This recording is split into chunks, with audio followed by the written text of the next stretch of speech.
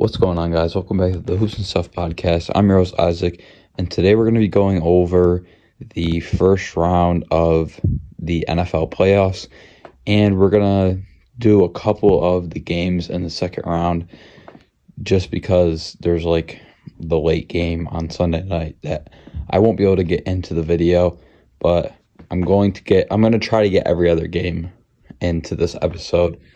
So let's get right into our first game of round one.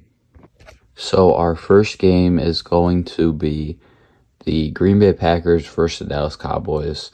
And this was actually an amazing game. The Packers were the 7th seed and played 2-seeded Dallas, obviously. And the Packers played great, took the win, and moved on to the second round over Dallas. And I want to say they were 5-0 at AT&T Stadium before that game. So now they're 6-0 maybe, or maybe it was they were already 6. No, I think they were 5-0, and now they're 6-0. So they played great. The final score is 48-32. And so it wasn't even a close game. It was a 2-score game. But Dallas did put up a good game. I mean, towards the end of the game, they started to come back a little bit, but obviously weren't able to pull it off. We've seen Jordan Love throw for 272 yards and 3 touchdowns on no interceptions, and he was 16 for 21 on completions to attempts, and he put up very similar numbers to another quarterback who we're going to talk about later, being C.J. Stroud. He put up the same exact stat line besides his yards he had. C.J. Stroud ended up having 274 and Jordan Love had 272. So they both played similar. And we've seen Aaron Jones carry the ball 21 times for 118 yards and 3 touchdowns. Aaron Jones was a beast against Dallas. And honestly, I think a big part of that was the fact that he didn't have that wear and tear from the season because he was out for a lot of the season with injury. So he didn't have as much wear and tear from getting hit so much during the regular season. So I think that played a big factor in how well he played and how well he's been playing towards the end of the season. Other than that, no other significant rushing players. But for receiving, we have Romeo Doubs, who had 6 catches for 151 yards and 1 touchdown. He played phenomenal, and I mean, he was playing solid during the regular season, but this is probably one of his best games. He was making great plays, and altogether just helped this team out so much with all these catches that he was making. He got us so much yards, and I think that helped us a lot. And he was matched up with Stephon Gilmore and literally just burnt Stephon Gilmore. It was crazy. So Romeo Doubs had a phenomenal game, and he's one of those young receivers that we have. So I am excited to see him play next season with us, especially along with Jordan Love, who is also young. And then speaking of young guys, we have Luke Musgrave, who is a rookie and was hurt for a big chunk of the season with a lung injury. But in his playoff debut, he had 3 receptions for 52 yards and a touchdown. And I can't lie, he was wide open on this touchdown, but Jordan Love did underthrow him a little bit. He wasn't able to catch him in stride, but that was just because he went off of his back foot. But Jordan Love made the wide open pass to Luke Musgrave, and he got his first postseason touchdown. So he played pretty decent for a rookie in the playoffs, I'd say. And then we have Dontavian Wicks, who had 2 catches for 25 yards and a touchdown. And nothing much to say about Dontavian Wicks. I mean, he was definitely overlooked coming into the league and was a great pick for us, and hopefully continues to play well alongside these other receivers that we have. And we didn't see in round one, we didn't see much production from returning Christian Watson, who was just coming back from his injury with his hamstring that was on and off all season. We also didn't see much production from Bo Melton, and we see no production from Jayden Reed, which was very surprising because I feel like the Packers relied on Jayden Reed a lot this year, especially with rushing, which he didn't get any rushing yards either. So that was a pretty big shock for me that Jayden Reed didn't do anything in round one. But on to our defense, we had 2 interceptions, one being a pick six from Darnell Savage, and the other was a Jaire interception, which we thought was a pick six, but ended up getting called back to just an interception. So we played great on defense, and other than that, I don't think there's much to say about the Packers. So moving on to the Cowboys, we have Dak Prescott for 403 yards, 3 touchdown passes, and 2 interceptions. And he was 41-60 on his completion to attempts ratio. And Tony Pollard had 15 carries for only 56 yards and 1 touchdown, which was their only rushing touchdown of the game, which I feel like was a big part of the game for the Dallas Cowboys that they didn't have the rushing touchdowns like the Packers did. I mean, Aaron Jones scored 3 rushing touchdowns alone, and Tony Pollard only scored 1, and that was their only rushing touchdown. So they just didn't match us on those rushing touchdowns. But for their receiving, we had great production from CeeDee Lamb. He had 9 catches for 110 yards, but no touchdowns. And then we seen Michael Gallup, 6 catches for 103 yards. And Jake Ferguson, 10 catches for 93 yards and 3 touchdowns. What a game from Jake Ferguson, who, if I am correct, I'm just going to double check before okay, no, sorry. I thought this was his rookie season, but it is not his rookie. This is his second year. So his second year in the league, he played phenomenal in the playoffs, 3 touchdown grabs. So he's been phenomenal for the Cowboys all season, I feel like. And that was their only person to get any touchdowns receiving. And then on the defense, they got no interceptions. And that was surprising because this is a pretty good Dallas defense. I mean, DaRon Bland played great all season.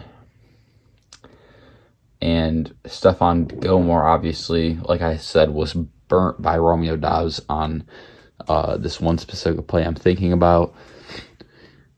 But other than that, nobody really did anything significant on the defensive end of the ball for the Dallas Cowboys. And Jordan Love also went untouched, so they had no sacks either, which is surprising, especially since they have Micah Parsons, who is a great player. Next up, we have another kind of surprising win, but also not surprising. We have the Tampa Bay Buccaneers beating the Philadelphia Eagles 32-9. And honestly, I'm shocked that the Eagles didn't score more than they did. So we'll recap the Eagles first. The Eagles had Jalen Hurts throw 35 passes, and 25 of those were completions. He threw for 250 yards and 1 touchdown on no interceptions, and was coming into the game with a injured finger. and that was on his throwing hand. So I think he started with a glove, but ended up taking it off, and his fingers were like taped up and stuff. And on the rushing end, Jalen Hurts only had 1 carry for 5 yards.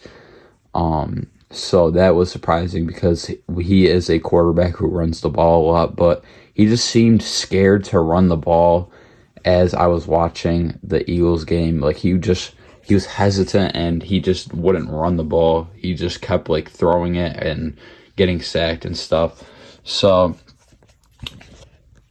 they had no other rushing. They didn't have any rushing touchdowns. Their only touchdown was the Jalen Hurts passing touchdown, which was a pass to Dallas Goedert. It was a short touchdown, I think, because Dallas Goedert only had 4 catches for 21 yards, but Devontae Smith had 8 receptions for 148 yards and didn't have any touchdowns. He had at least 1 really big catch, which almost was a touchdown, but got him down to like the 5-yard line, I want to say, but that could be wrong. But I think that got him down to the 5-yard line, and that's when they scored the Dallas Goedert touchdown, I believe.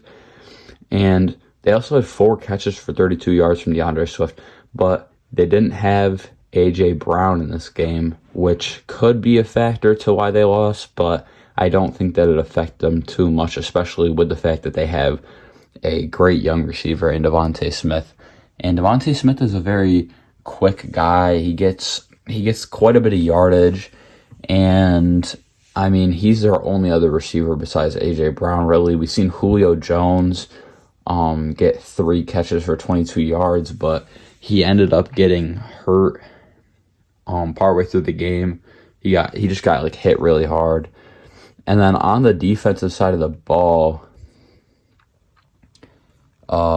they had a few sacks, one from Brandon Graham, who is a D end. They also had a sack from their defensive end, Josh Sweat, and they had a sack from their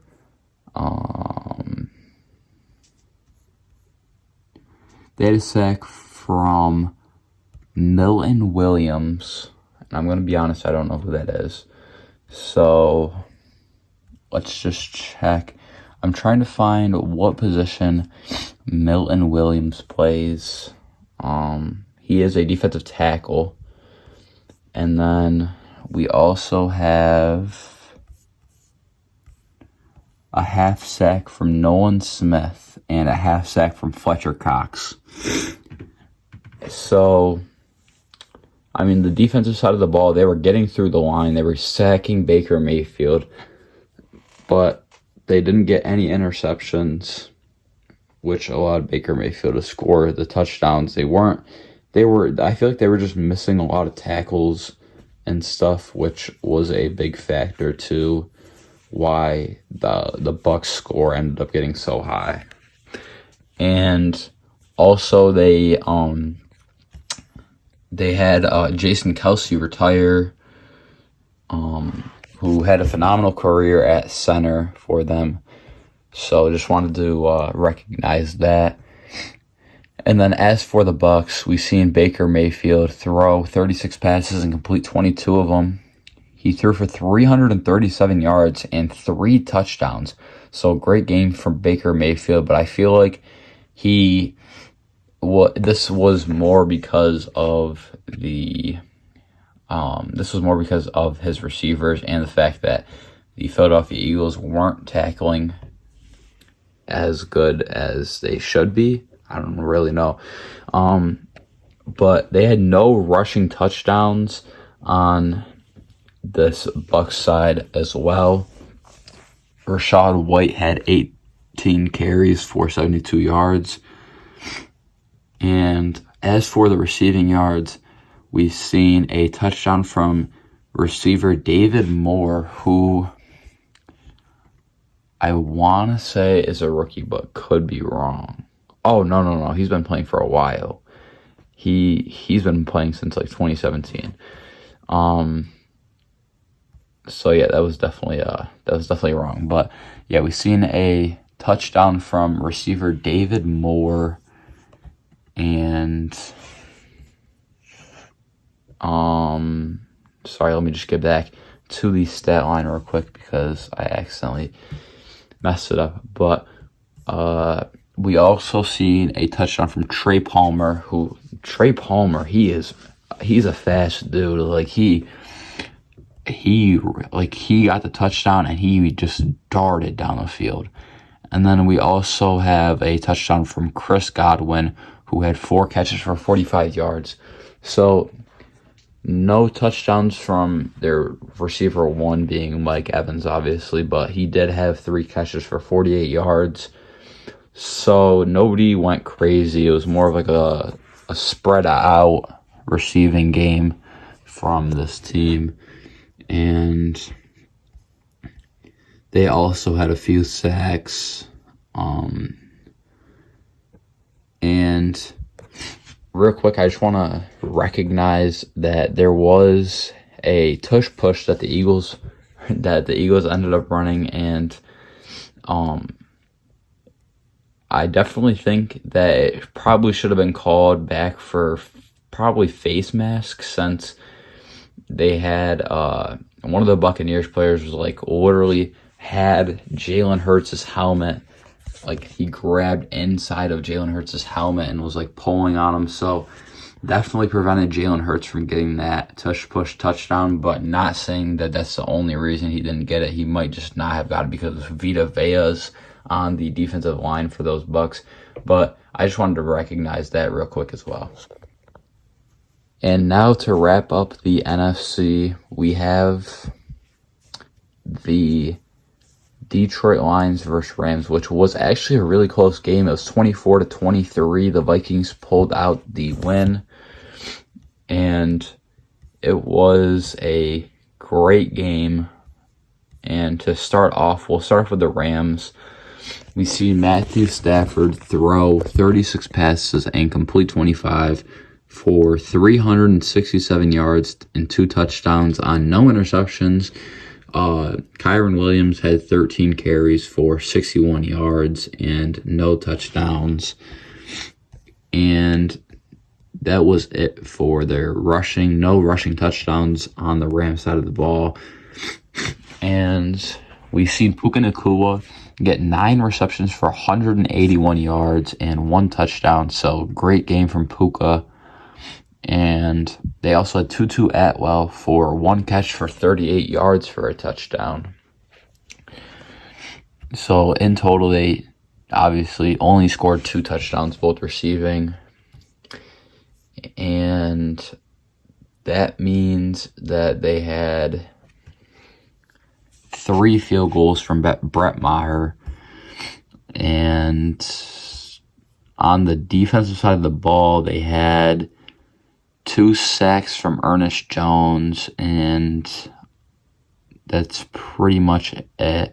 They had a couple other like half sacks, but nothing crazy on the defensive side of the ball. Obviously, no interceptions, and that's really it for this Rams team. Nothing crazy to say besides Puka Nacua had a great rookie season. And this was just a bad way to end it. I really wanted to see him get past the first round. But I do also like this young Lions team with players like Jahmyr Gibbs and Amon-Ra St. Brown and a fast receiver like Jameson Williams. So we'll get into the Lions right now. We've seen Jared Goff. He had 277 passing yards on 27 attempts, which he completed 22 of. And he only threw for 1 touchdown, but no interceptions. But they had a rushing touchdown from David Montgomery and a rushing touchdown from Jahmyr Gibbs. David Montgomery had 14 carries for 57 yards, and Jahmyr Gibbs had 8 carries for 25 yards. And on the receiving side of the ball, we've seen Sam Laporta get 3 receptions for 14 yards and a touchdown. But that was it for the receiving touchdowns. and then they had 1 field goal. And Amon-Ra St. Brown had three catches for 110 yards, so he played pretty well. And on the defensive side of the ball, they had 2 sacks from Aiden Hutchinson, who is absolutely a beast. But I think that's it. Yeah, that's really the only sacks they had. And then obviously no interceptions. Like I said, Matt Stafford had no interceptions. So this defense obviously had no interceptions. And then I think that is also it for the Lions. And they obviously moved on to the second round. They play the Bucks tonight as of the time I'm recording this video, but I will end up adding that game into the episode after it's done. And my prediction for that game is going to be Lions win 28-17. So I'm saying Lions beat the Bucks 28-17, sorry. And we see the Lions versus the 49ers. But yeah, I think that's all we really had to say about this game. Now moving on to the second round of the NFC, we had the Packers play the 49ers last night, and it was a really great game, I can't lie. But as a Packers fan, I am really upset about the loss. It was a great game by both teams, but I think although we were getting a lot of calls for like pass interferences, I feel like this was a bad officiated game from these refs, just because Christian McCaffrey's first touchdown should have been called back for a delay of game. But to start off, we'll start with the Packers. Jordan Love threw 34 passes, which had 21 of them complete, and 194 yards with 2 touchdowns and 2 interceptions, which was, I feel like, the reason that we lost. Aaron Jones had no touchdowns, but did rush for 108 yards, which is like the first game in like some crazy amount of games, like 50 games or something, or maybe that was a different stat, but like it was some crazy amount of games that the 49ers didn't allow over 100 yards rushing from any single running back, and like some crazy amount of games. But Aaron Jones was the first one to break that. And we also seen a couple of okay carries for Emmanuel Wilson, but no touchdowns on the rushing side of the ball. And our first touchdown was a Bo Melton touchdown. He only had 1 catch, and it was for 19 yards, and it was that touchdown, obviously. And it was a pretty close one. He was wide open and almost dropped it. He bobbled it for a second, but he got it and got the touchdown. And then our other touchdown was from Tucker Kraft. He had 3 catches for 9 yards. And for our other receivers that didn't end up getting a touchdown, we had Romeo Doubs he had another great game. No touchdowns, but he had some great catches. And he had 4 catches for 83 yards. And we've seen 4 catches from Jayden Reed as well for only 35 yards. And Jayden Reed is one of my favorite receivers from this Packers team. One of my favorite younger receivers from this Packers team, along with Romeo Doubs. I think that they both have great potential. And so, same thing with Bo Melton. He also has some pretty good potential. And again, we've seen Luke Musgrave have an okay game. I mean, he had 3 catches for 14 yards, nothing insane. And another not very productive game from Christian Watson. He only had 1 catch for 11 yards. And nothing from Dontavian Wicks this game. So he had that good game in week 1 where he got his touchdown, but no touchdown in week 2 of the playoffs. And then on the defensive aspect of the ball, we played bad defense. We only got 2 players had half a sack, being Preston Smith and Kenny Clark. But we dropped 2 interceptions, and Jonathan Owens had a ball drop right in front of his face that he could have dove for and got the interception.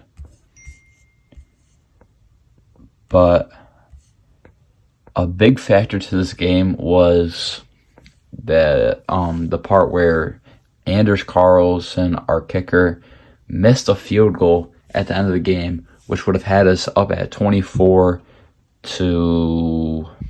It would have had us up 24 to. Like they would have had to score a touchdown to win. So it would have been like 17-24, and then the 49ers ended up scoring a touchdown, which put them up by 3.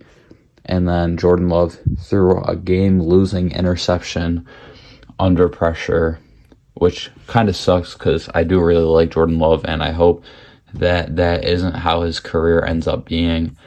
But we did see defensive end Kobe Wooden for the Packers block Jake Moody field goal, which was pretty good. And we also seen Jair go off for a second with a concerning ankle injury, but he came back on the next play. And we also seen Quay Walker go out for a little bit, which was also concerning for Packers fans. But in the end, I feel like we just didn't play good enough defense to compete with this 49ers team. And as for this 49ers team, we've seen Brock Purdy throw 39 passes, which only 23 were complete. And a big factor of that was deep rain. He threw 252 yards and only 1 touchdown. We've seen 2 rushing touchdowns from Christian McCaffrey, which is expected because he is a great player and it was raining. So obviously they're going to hand off the ball quite a bit. He rushed the ball 17 times for 98 yards. And the only receiving touchdown was a receiving touchdown from George Kittle. He had 4 catches for 81 yards. And we've seen Deebo Samuel go out early in the game with an injury, which had Brandon Ayuk and Juwan Jennings stepping up. And Juwan Jennings actually did play good. I can't lie on that one. He had 5 catches for 61 yards, no touchdown. And Brandon Ayuk had 3 catches for 32 yards, no touchdown. But other than that, nothing crazy for receiving. Deebo Samuel did start off good. He had 2 receptions for 24 yards. But the biggest factor of this game was Drake Greenlaw. Drake Greenlaw had 2 interceptions. He played phenomenal. And that was really it on the defensive side of the ball for the 49ers. They didn't get any sacks in this game, which is very good for this Packers team. It shows a lot of hope that Jordan Love and our offensive line will be solid, especially for next year. Hopefully we can come back better next year and make a deeper run into the playoffs. Now, moving over to the AFC, we have the Texans versus the Browns, which for a lot of people was a surprising game, but honestly, for me, it wasn't a surprising game. The Texans have a dog of a quarterback in CJ Stroud. The dude is great. And in this NFC wildcard round game, we seen Joe Flacco throw 46 passes, which 34 of them were complete. Joe Flacco is a great QB for his age, I feel like. And he had 307 yards, and he threw 1 touchdown, but the big problem was that he threw 2 interceptions. And then we also had a rushing touchdown from Kareem Hunt. And nothing crazy from Jerome Ford. He had 9 rushes for only 17 yards. But Kareem Hunt had 8 rushes for 26 yards. So the running game from this Browns team wasn't good without Nick Chubb. And then on the receiving end of the ball, we had David Njoku for 7 receptions, 93 yards. and no touchdowns. And Amari Cooper had 4 catches for 59 yards and no touchdowns, but the touchdown was a receiving touchdown from Kareem Hunt again. So he had a rushing and receiving touchdown. He had 5 receptions for 9 yards, so it wasn't like a long touchdown. But Kareem Hunt played phenomenal in this game. He scored the only 2 touchdowns for the Browns. But this Browns defense had no sacks on C.J. Stroud, and that was a big thing. I was talking to somebody earlier in the week, and they said that they think that the Browns are going to win because C.J. Stroud hasn't played this Browns defense yet, but he hasn't played good against this Browns defense yet, but he did play good against this Browns defense, and he won them the game. So moving on to the Texans, we have C.J. Stroud for 16 completions and 21 attempts, just like I said. He's had similar stats to Jordan Love.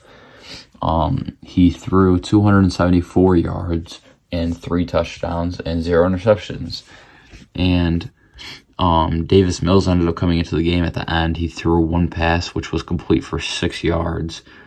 And on the rushing side of the ball, we've seen Devin Singletary with 1 rushing touchdown. He had 13 carries for 66 yards. And on the receiving end of the ball, we've seen a receiving touchdown from Nico Collins. He had 6 catches for 96 yards and that 1 touchdown. We've seen Brevin Jordan, who I'm going to be honest, I've never heard of. He had 1 catch for 76 yards and 1 touchdown. So, it was a long one. And then we've seen Dalton Schultz with 1 touchdown on 1 catch and 37 yards. And then no Tank Dell in this game. And that's it for the receiving end of the ball. And then on defense, those 2 interceptions came from Christian Harris and Steven Nelson. And they were sacking Joe Flacco quite a bit. They had 4 sacks, one of those being from Christian Harris and Will Anderson Jr., who's the rookie this year, Kurt Hinish, and Derek Barnett were those 4 players to get the sacks. And I think that's pretty much it for this Texans team. But just to talk about the Texans real quick, they have phenomenal potential, and especially against this Browns team, they played a great game against the Browns, and they have quite a few good young players like C.J. Stroud, Nico Collins, and Tank Dell. And they have Will Anderson Jr. on the defense, who was a high pick for them. So this Texans team definitely could be good in years coming. Our next game is the Chiefs and Dolphins, which honestly was not a surprising game. The ending score was 26-7. Chiefs won, and the reason this wasn't a surprising game was because the Dolphins were 1-5 against teams over a 500 win percentage. So for the Dolphins, we've seen 20 completions on 39 attempts from Tua, and we had 199 yards off Tua passing and 1 touchdown with 1 interception. Raheem Mostert, no touchdowns. Devon Achane, no touchdowns. Raheem only had 8 carries for 33 yards, and Devon Achane only had 6 carries for 9 yards. So no crazy running like they usually have. Tua had 3 rushes for 25 yards. But their touchdown came off of this year's star wide receiver and Tyreek Hill. Tyreek had 5 catches for 62 yards and 1 touchdown. And other than that, nobody had any crazy receiving stats. Jalen Waddle had 2 catches for 31 yards, but nobody else had any other touchdowns, obviously. And then they had no interceptions and no sacks on Pat Mahomes. So their defense didn't play great, but they did have, they didn't even have a good offensive game. So, nothing crazy from this Dolphins team. But as for the Chiefs, we've seen Patrick Mahomes attempt 41 passes and complete 23 of those. He threw for 262 yards and 1 touchdown on no interceptions. And they also had a rushing touchdown from Isaiah Pacheco, which he had 24 carries for 89 yards. And Patrick Mahomes had two rushes for 41 yards. And then for the receiving game, they had Rashee Rice, who has seemed to be a pretty good young receiver for this Chiefs team. He had 8 catches for 130 yards and 1 touchdown. So he had he had a good amount of yards. We've seen Travis Kelce with 3 receptions for 71 yards and no touchdowns. And then nothing else very good on the receiving end of the ball for the Kansas City Chiefs. But on the defensive end, they did have that 1 interception that Tua threw to Mike Edwards. And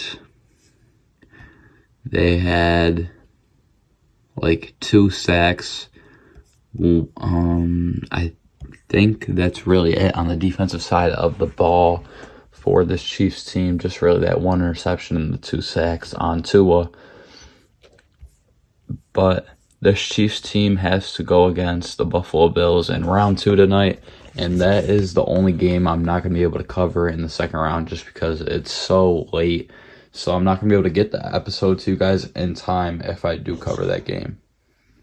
And speaking of the Bills, to wrap up the first round of the AFC, we've seen the Bills play the Pittsburgh Steelers.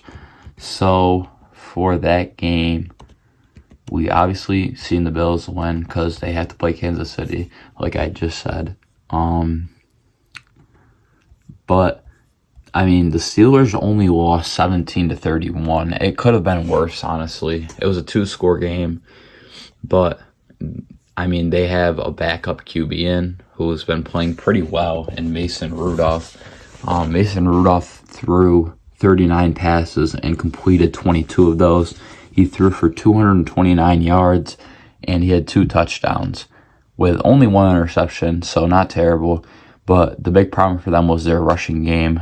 Najee Harris had 12 carries for 37 yards, and Jaylen Warren had 8 carries for 38 yards. And neither one of those players had a touchdown. They had 1 carry off George Pickens that went for 15 yards, so a pretty good run off of him. Pat Freiermuth had 4 receptions for 76 yards but no touchdowns. He was their leading receiver he had the most receptions and most yardage on the receiving end of the ball. George Pickens had 5 catches for 50 yards and no touchdowns, but Deontay Johnson did have one of their receiving touchdowns. He had 4 catches for 48 yards and 1 touchdown. And then we seen Calvin Austin score the other touchdown, and he had 1 catch for 7 yards, so it was a 7-yard touchdown. And then on the defensive side of the ball against the Buffalo Bills, they had 2 sacks, one from Alex Highsmith and the other from Marcus Golden, and no interceptions thrown by Josh Allen, which is good for the Bills. And then moving on to the Bills, we've seen Josh Allen throw 30 passes and complete 21 of those, and throwing for 203 yards on 3 touchdowns, 0 interceptions.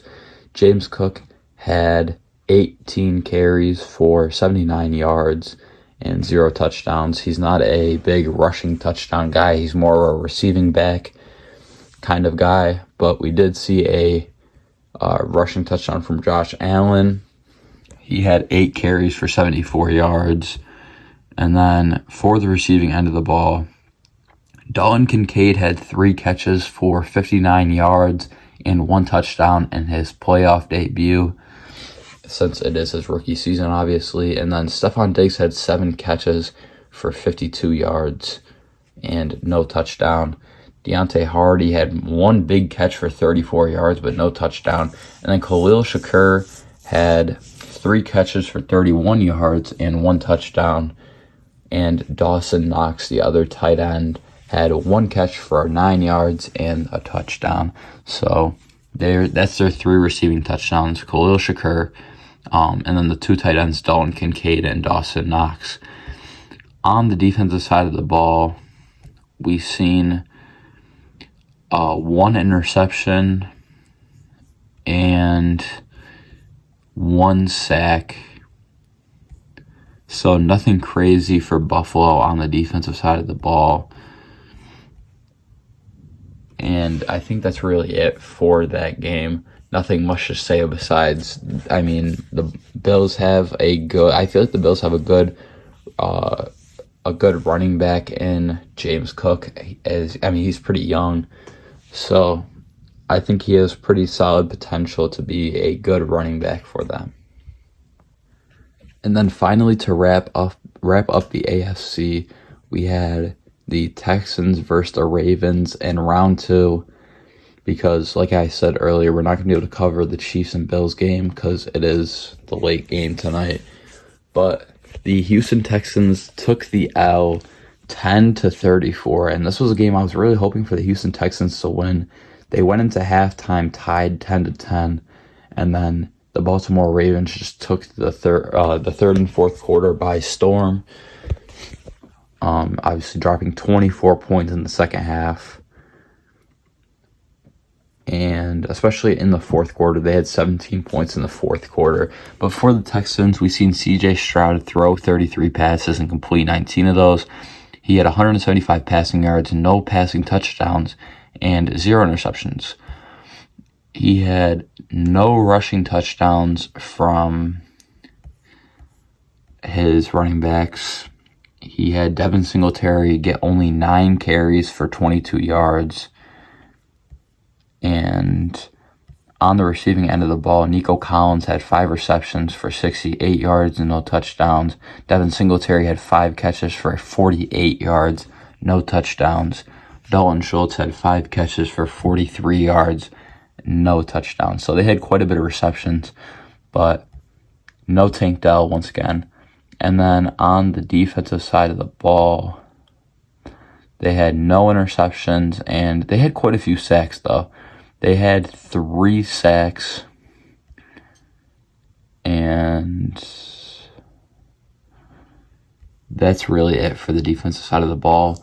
But they had their touchdown off of a punt return from Steven Sims Jr. It was a 67-yard punt return for the touchdown. And then obviously they kicked a field goal. So this was a bad game for the Texans, especially CJ Stroud, because he threw no touchdowns. But I think that they just need to gain more experience. I mean, they have a lot of young players on their team. Like their 2 core players with CJ Stroud, Nico Collins, and I guess Tank Dell too, are all 3 of those players are young, and those are their most used players probably. So they need to just get more experience, I feel like. Whereas Lamar Jackson has a little bit of playoff experience. This is his first time making it past the second round. And he is he's going to play the Chiefs or the Bills. And I'm going to guess the score of the Chiefs-Bills game will be, I think it'll be a close one. I'm going to say 31-35.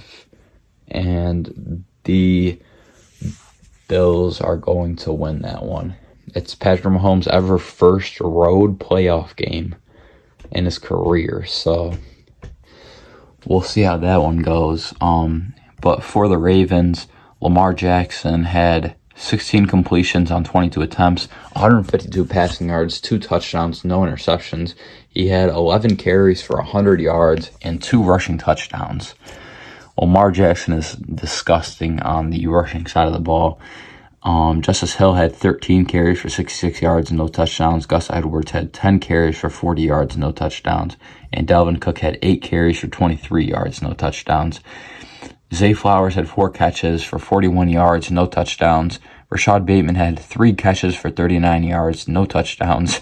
Isaiah Likely had 2 catches for 34 yards with 1 touchdown. And Nelson Aguilar had 2 catches for 12 yards, with 1 touchdown.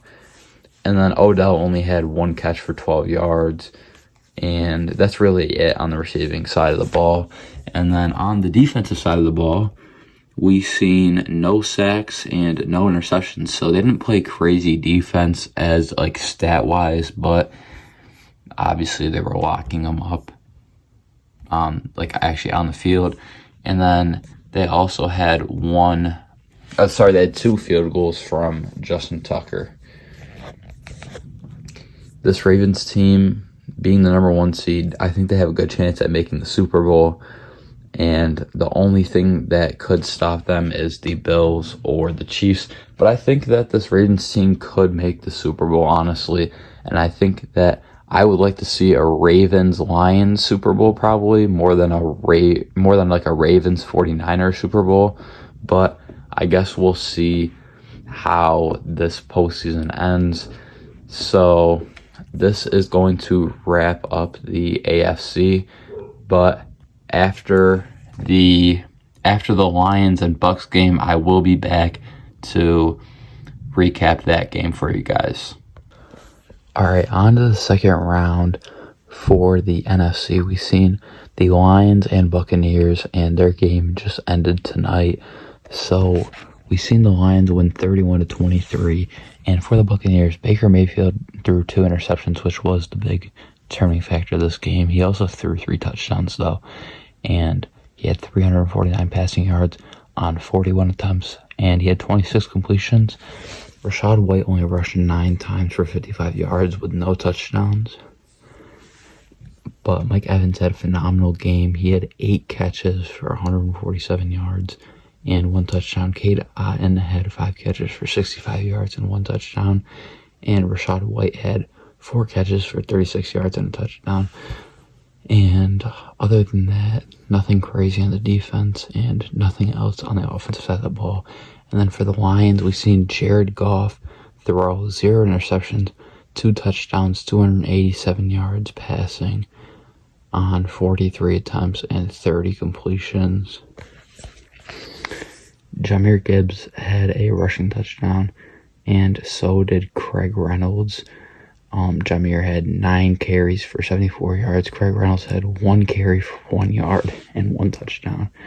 And then Amon-Ra St. Brown also had a receiving touchdown and 8 receptions for 77 yards. And Josh Reynolds had 2 catches for 1 touchdown and 27 yards. And then they also had 1 interception, which was from Derek Barnes, and another interception from C.J. Gardner-Johnson. And nothing else on that Lions side on the Lions side. So I would like to see this Lions team go all the way to the Super Bowl and even potentially win it, but not quite sure that they'll be able to pull it off. That's going to be it for today's episode. If you guys enjoyed, leave a like and subscribe. And we'll see you guys here on the Hoops and Stuff podcast in 2 weeks.